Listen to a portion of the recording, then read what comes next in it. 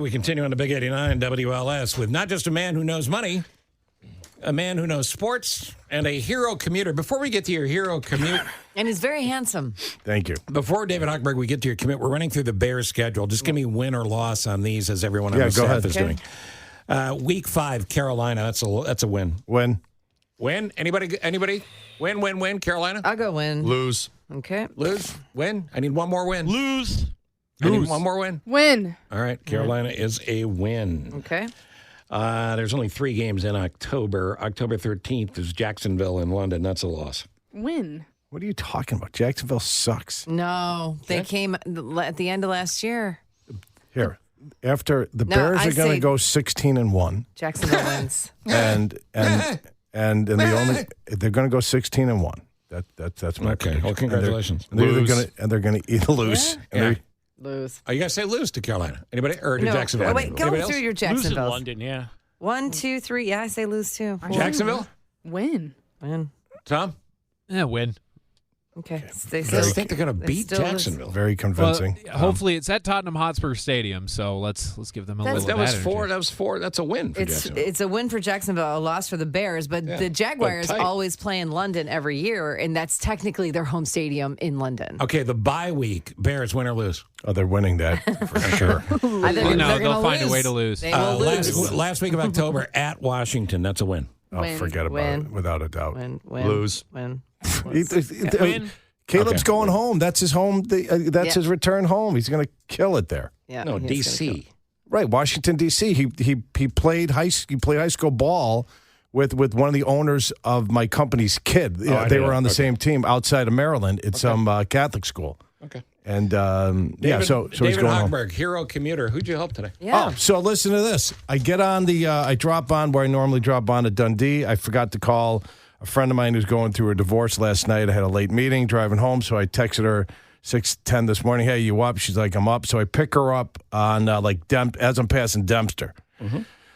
So this is the kind of gal who I love. She's a good friend of mine. But I asked her one day 5 years ago, how's it going? And she's like, well, I'm going through a divorce. And it's kind of like where the door slams and you can't get out of the room. You don't know how to enter. So that was like a half an hour conversation counseling, which I really wasn't mindset to get into. So I've been helping this gal for the past 5 years. Okay. And it's just been one of those divorces that won't end. She's like, my girlfriend told me that if my ex refinances the mortgage and takes my name off the mortgage and off the deed to give me the equity in the home, he could get the same rate that he has now, which is 2.625. I'm like, that's not right. I wouldn't think so. So this is at Dempster, right? The call ended at Addison. Okay. so she started arguing with me. I'm like, listen, sweetheart. I'm like, what does your friend do for a living? Well, she was a housewife. I'm like, okay, well, I got 23 and a half years,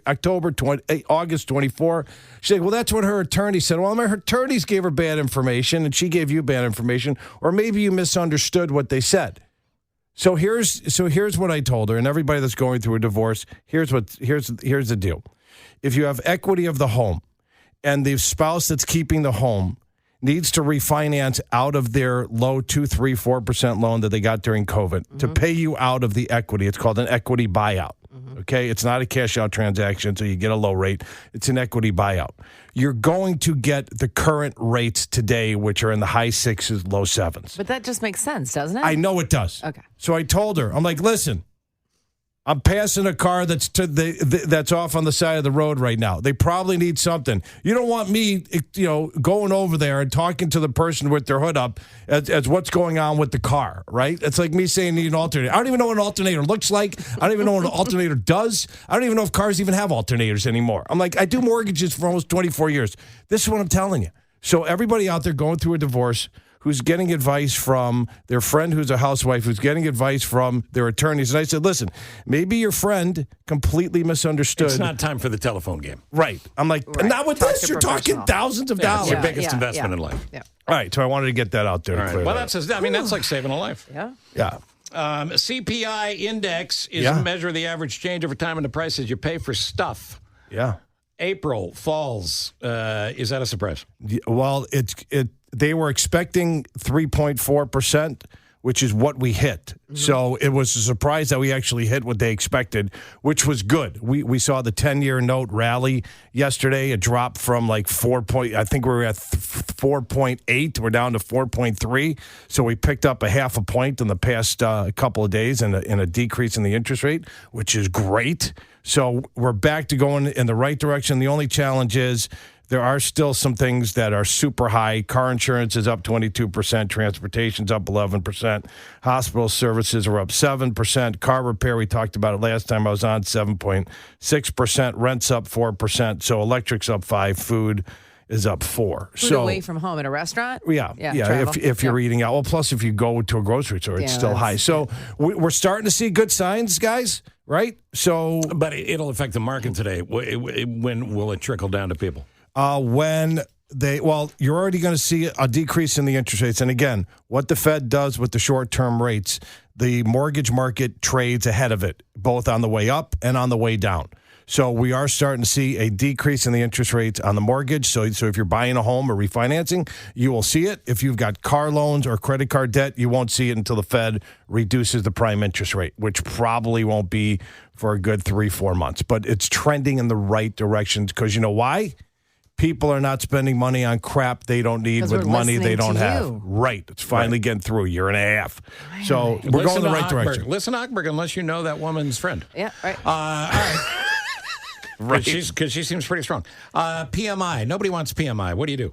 It's very simple. 4 calls this week about how do I remove PMI from listeners that we refinanced 3 years ago. If you've been in your home for at least 2 years, pick up your mortgage statement, get the loan number off the mortgage statement, get the phone number, the 800 number, call up your servicer, which is the company that sends you the mortgage statement.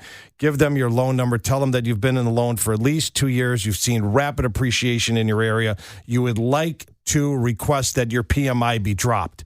Typically, some servicers will do it over the phone because they've got data and thousands of loans that they've done subsequently after you secured your loan in the area. Okay, it's not like they haven't done anything in 2 years, so they know what values are going up. They can see it in their system, and other PIA pain in the fill in your blank servicers make you fill out a form, send it back, ball rolls. Some will just do it off of what they call a drive-by in their system, look up values. Some other servicers will hire a appraiser to come out to look at it. So within 30 days, once you start the process, your PMI should be gone. So it's possible. It is, unless you have an FHA loan. And that will save you money. The PMI, at some listeners, it's $34. Some listeners, it's $340, depending upon their credit score when they took out the loan. So it's a phone call. It's free. It doesn't cost you anything to pick up the phone and call your servicer and do exactly what I just said. If you're going to save $34 or $340, you might as well do it. It's a lot of money. Unfortunately, we don't have time to get into sexual harassment at the FDIC with horny old nerds and money. I'd come back tomorrow if you want. That'd probably be a good topic. 2 segments. In the meantime, David Hochberg, whether we have a friend that knows what that lady knows or not, we should call you or get a hold of you or poke around your website. What do we do? 855-56-DAVID, which is 855-563-2843, or go to our website, 56david.com. Consultations are always free, and we'd love to help listeners. And he knows way more about this than he does about football. 16-1. Oh, nice shot. Carburetor. 16-1.